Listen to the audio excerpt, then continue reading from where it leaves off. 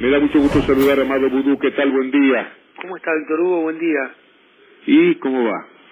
Y acá va, encerrados y aislados, o sea que es una doble capa de, digamos, de aislamiento. Pero, bueno, mirando con mucha atención y mucha preocupación, muy orgullosos del gobierno argentino, del presidente Alberto Fernández, que ha tomado este tema con una seriedad y una claridad y una acción realmente impactante y revitalizando el rol del Estado, ¿no? Y de las conductas comunitarias. Me parece que es un subproducto positivo de toda esta desgracia que estamos viviendo. Muypolitizado.com. Sí, la ANSES es un resorte también extraordinario para todos los alivios. Sí, sin duda. Sabe que el ANSES fue creado para desaparecer en la época de Menem, porque el sistema jubilatorio privado iba a hacer que no hubiera más jubilados estatales. Entonces era un organismo que estaba en ruinas y que a partir del gobierno de Néstor Kirchner y de Cristina Fernández de Kirchner se convirtió en una nave insignia del rol del Estado y la posibilidad de resolver necesidades a veces muy menores, pero muy importantes, que determinan la calidad de vida de grandes partes de la población, y nos permitió duplicar la cantidad de jubilados en la Argentina también, ¿no? Amado, te saluda Cintia. ¿Cómo estás, Cintia? Bueno, estás adentro del penal de Seiza. Sí. Contame cómo son tus condiciones carcelarias. Hemos visto situaciones de amotinamiento en distintas cárceles, en Coronda, en Las Flores, en Santa Fe, en Florencio Varela. ¿Amotinamiento o de disturbio de la población carcelaria, que es una población muy frágil? ¿Cómo estás vos? ¿Cómo ves esa situación en términos más generales? Y si hay alguna medida que pueda ayudar en este momento de encierro.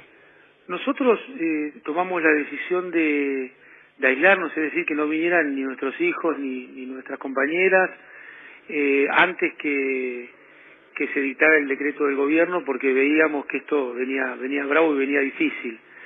Ahora, acá hay que pensar que es una comunidad, la de los presos y la de los trabajadores del sistema, muy compleja por la situación de encierro y por algunas debilidades estructurales que te diría que menos tienen que ver con el personal que trabaja y sí con las condiciones edilicias y de insumos y demás.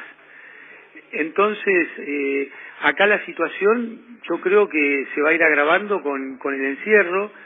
Me parece muy importante que se entienda como cuestiones prácticas concretas, ¿no? Que habría que liberar los teléfonos. Nosotros hablamos de teléfonos públicos, tipo los de antiguos que había en la calle antes, ¿no? Me parece que hay que liberarlos porque cuanto más vulnerable es la población carcelaria, más necesidad tiene de que su familia sepa cómo está y cómo está con su familia y cómo está él para su familia. Entonces, creo que las telefónicas tendrían que dejar de ganar plata un ratito. Vos sabés que yo creo que los servicios públicos tienen que ser estatales, pero en esta circunstancia al menos entender esta situación y liberar los teléfonos de la cárcel. No puede ser que el lucro de las empresas telefónicas genere estado de psicosis dentro de las cárceles. Lo otro, me parece que, bueno, hay que ir a guardias mínimas dentro de las cárceles y tratar de que las personas queden acuarteladas, no que anden entrando y saliendo, porque eso aumenta el nivel de riesgo, y está funcionando, te diría que relativamente bien. Por ejemplo, acá, en este complejo, el médico de cabecera nuestro, que era diabético, no pudo entrar más al penal. Ahora se da la situación que Luis diría que es diabético, no lo dejan salir del penal. Entonces, me parece que hay que ver que hay parte del sector judicial que está jugando a la política con la vida de los presos políticos, y eso es muy grave, y es una situación que me parece que tiene que cesar.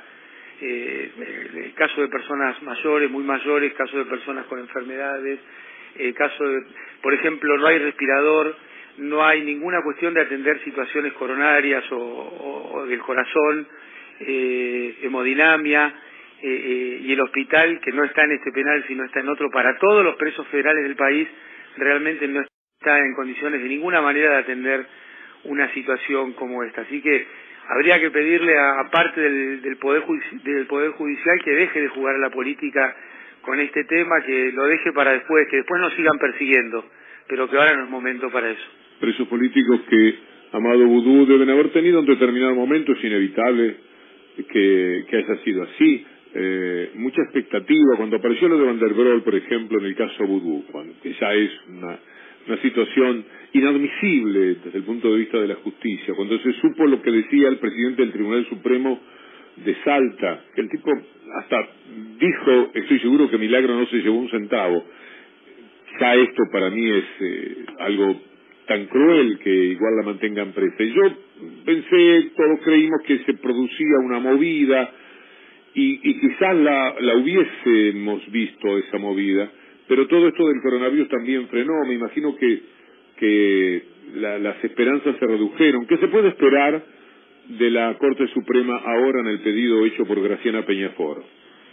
Y como siempre está la expectativa de que, bueno, que obre el derecho, si es que eso existe, y que tomen decisiones que tengan que ver con lo que está arriba de la mesa, que es esto que usted también describía, Víctor Hugo, a lo cual hay que agregarle las confesiones de Pañi de cómo se usan las tapas de los diarios para perseguir gente, ¿no? De un lado y de otro, para que haga y para que deje de hacer. Me parece que esta expectativa siempre se mantiene porque uno pretende que las instituciones funcionen, pero la derecha es muy cruel, la derecha siempre tiene un plan, como le gusta decir a Miguel Fernández Pastor, y yo creo que en ninguna circunstancia ellos cejan en esta lucha de poder. Entonces, qué sé yo, no está muy claro hacia dónde vamos, ni cómo va a terminar esta situación. Por eso me parece que es un gran momento, no solo para encolumnarse atrás del presidente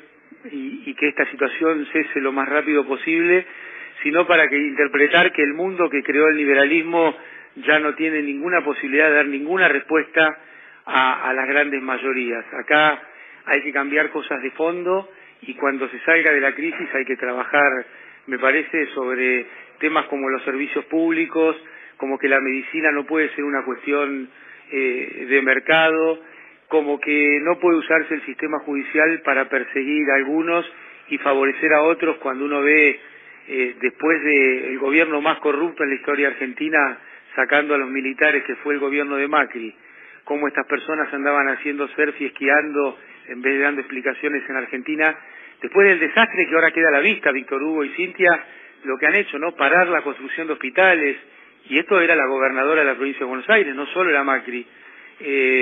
Todas estas situaciones que hay que ir revirtiendo y que por suerte hay un gobierno, por suerte no, por decisión del pueblo argentino, hay un gobierno que va a ir cambiando todas estas cosas sin duda, pero hay que también pensar en el largo plazo cuando termine esta situación.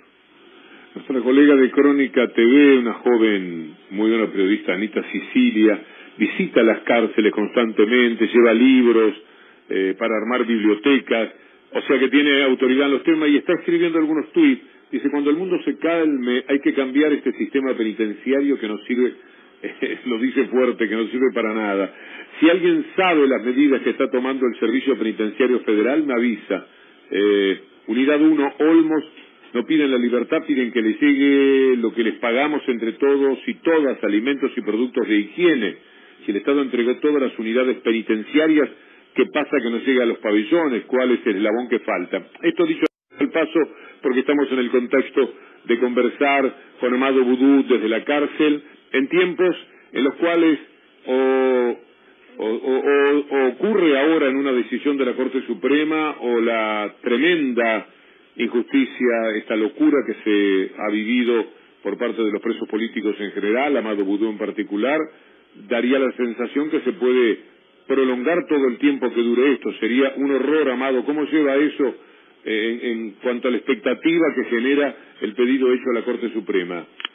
Con mucha expectativa y tratando de compartir con los compañeros que estamos acá detenidos que hay que mantener la guardia alta y el espíritu fuerte porque también están nuestras familias sufriendo afuera, ¿no? Y esto es común a todos los presos de la República Argentina, que algunos están en situaciones mucho más vulnerables, como usted describía al principio, la falta a veces de alimentos y de cuestiones de limpieza.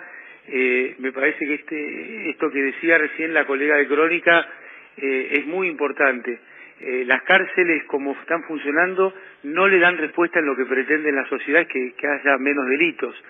Se han convertido, muy por el contrario, en un mecanismo de generación de mayor número de delitos. Entonces me parece que la política se debe una reflexión sobre el tema de las cárceles, me parece que nos la debemos, y uno puede hacer una autocrítica, me parece que la sociedad se debe una reflexión sobre este tema, porque realmente no está dando respuesta a lo que es necesario, no tiene nada que ver con la reinserción, no tiene nada que ver con la posibilidad de que quienes hayan cometido algún delito, no es el caso de los presos políticos, este es un universo distinto, pero sí en el caso de los mal llamados presos comunes, tengan un mecanismo de reinserción que tiene que ver justamente con esto, con poder estar rápidamente más capacitados y más formados en la sociedad para que entre todos podamos construir un mundo más justo y una sociedad más justa.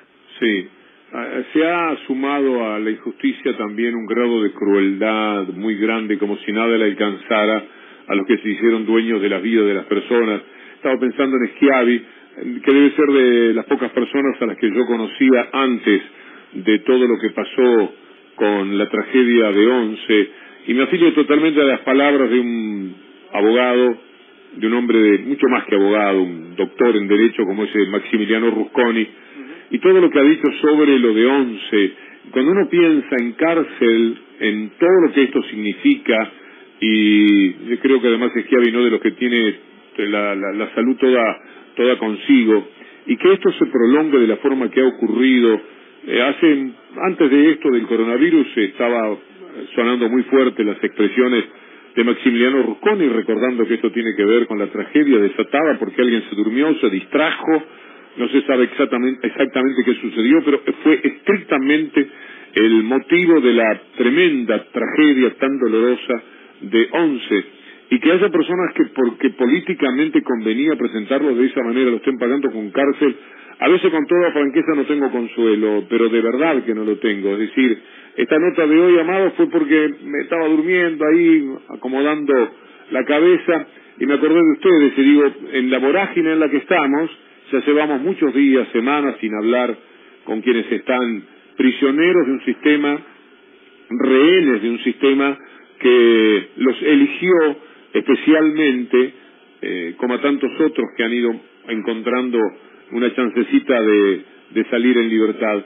Y bueno, por eso motivó este llamado y dejo un saludo para todos ahí. Muchas gracias, Amado. Gracias, Víctor Hugo, y estar todos muy atentos a lo que va señalando el gobierno y a tener conductas comunitarias que son lo que nos va a permitir salir de esto, y nos queremos mucho a la distancia también, así que todas las argentinas y argentinos tenemos que saber que el amor se puede expresar a la distancia, y ya vamos a tener tiempo de abrazarnos y de besarnos.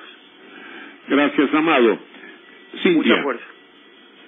Sí, los presos en general nunca tienen buena prensa, Víctor Hugo, por eso son eslabones muy débiles de la cadena, pero hay a través de lo que dice Amado y a través de la visibilidad que le estamos dando, quiero contarles además que frente a todo esto la Comisión Provincial por la Memoria le solicitó a la Corte Suprema con el tema de la población carcelaria, que es uno de los sectores de la sociedad que más riesgos enfrenta. La Comisión Provincial por la Memoria, en tanto mecanismo local de prevención de la tortura, envió una nota al Ministro de Justicia bonaerense y a la Suprema Corte solicitando medidas urgentes para contener la situación y proteger la integridad de las personas detenidas.